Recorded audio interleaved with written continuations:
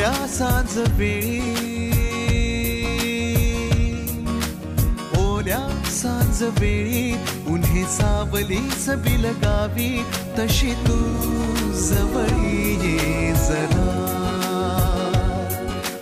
कोऱ्या कागदाची कविता जशी व्हावी, तशी तू हलके बोलना.